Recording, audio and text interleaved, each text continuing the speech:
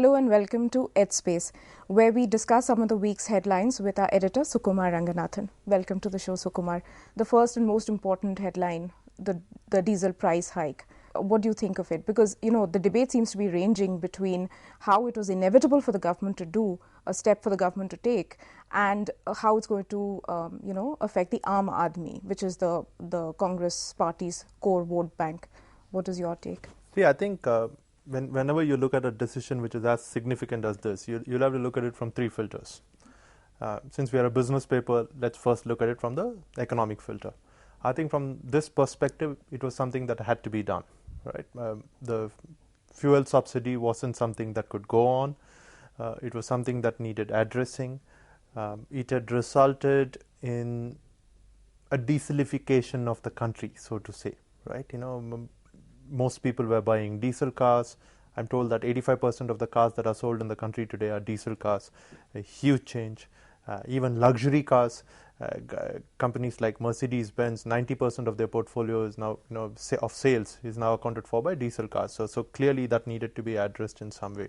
So I think it's a brave move from the economic point of view. It's a good move from the economic point of view.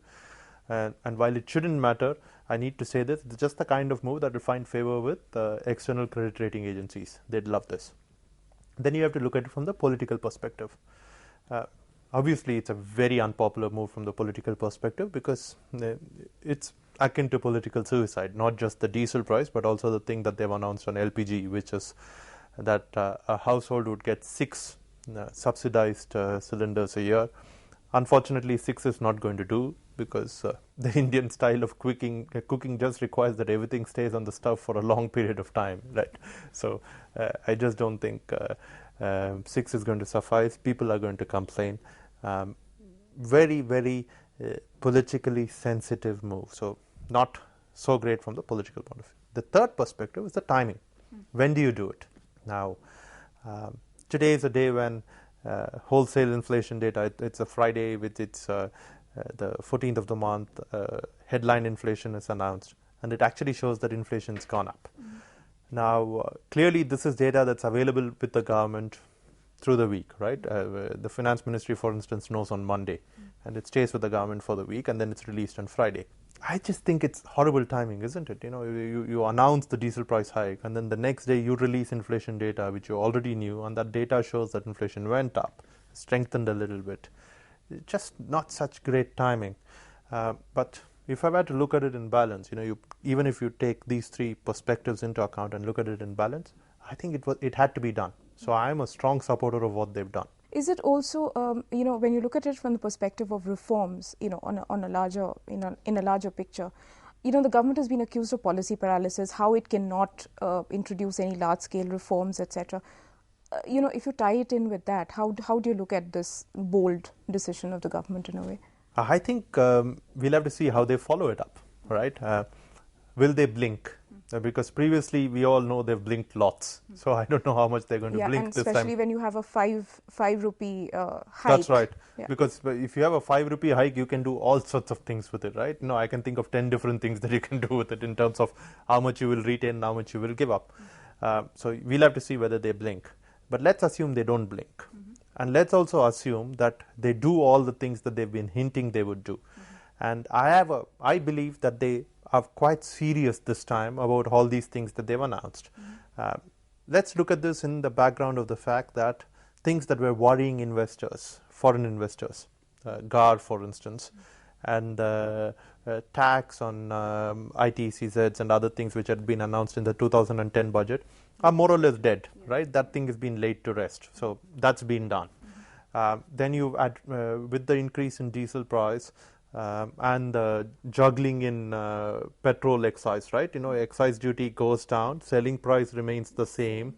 As a result, the losses suffered by the oil marketers in selling petrol go down, and if those losses go down, the government subsidy bill goes down. So because of the juggling, good move from the fiscal point of view, will again send out the right signal, especially to credit rating agencies. Very important.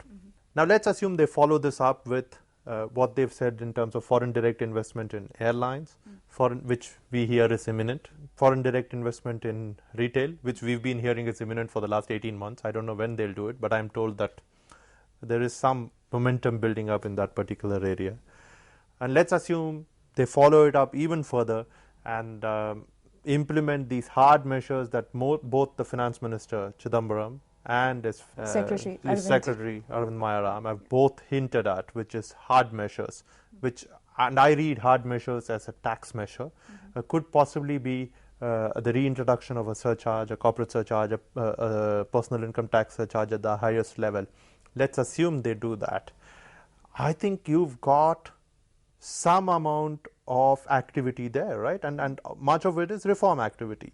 What you're doing is you're shoring up the health of the government, the finances of the government, which is something that bodes well. It bodes well on various parameters. So one side, it bodes well from the Reserve Bank of India's comfort level, forthcoming credit policies and all that. Another side, it bodes well for money headed into the country, because foreign investors will look at it and say this country is serious about addressing its financial situation, its fiscal deficit. And then you also have these reforms, right? Aviation and retail. I don't think either one of these are things where there's going to be a big bang rush of investment into the country, but they're both partly because of our own doing. They've become these milestone reform initiatives, even though they may not have great impact for a long time to come, but they've become these milestone reform initiatives, and it's good that you've got them out of the way, if you get them out of the way.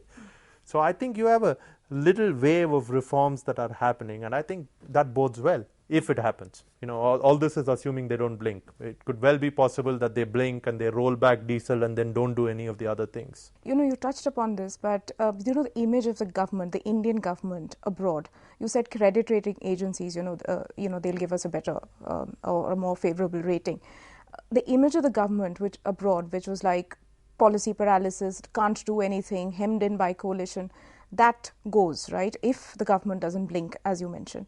The other thing which I'd like to talk to you about is the impact politically, because you're going to have elections in Gujarat coming up end of this year, immediately followed by a series of other elections, including Himachal and Delhi. I mean, these are key states for the Congress. So against the backdrop of these two, and how, again, the question of diesel price hike. Yeah, you're right. The first part of what you said is absolutely true. The image of India overseas will change. I think it partly changed with Chidambaram's induction into the finance ministry itself, is because I think, and legacy reasons, right? He's seen as a reformer. He knows how to speak the language of investors. But to come to the second part of your question, which is on the election aspect of it, voter memory is short. So if at all there's one election on which all this will have an impact, it'll probably be the Gujarat election. Yeah. I still think that the big plank on which this election will be fought, on which all other elections next year will be fought, and on which the 2014 elections will be fought, will be corruption and inflation. And these are, it's not as if there is one specific flashpoint when it comes to either corruption. You can have your pick. There have been so many scandals.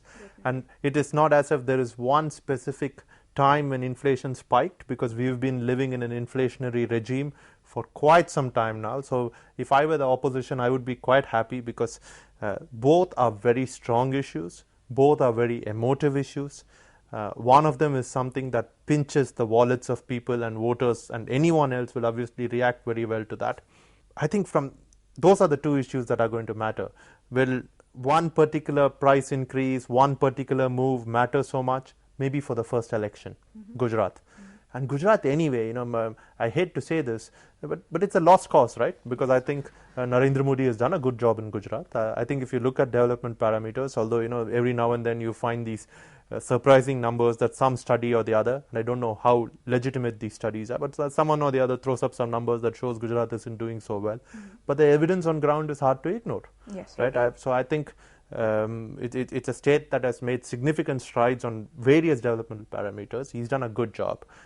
You don't hear any of the noise about corruption that you hear even in other BJP ruled states, because let's be honest, it's not as if corruption is a Congress issue or not an issue with other things. Karnataka, for instance, where the BJP rules, your corruption is like, you keep hearing about this, there are so many controversies. And the same mining. And the mining. Whereas in Gujarat, there is no such noise. So clearly, it's an administration that is doing all the right things.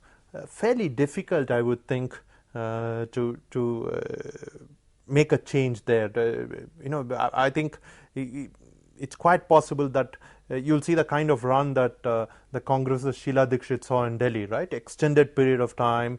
So the same kind of thing could well happen in Gujarat again. So that's a lost cause. So maybe, I don't know, did the Congress take that, did the United Progressive Alliance take that into account while they were instituting this hike, saying that anyway Gujarat is a lost cause, so let's go and do that? I don't know.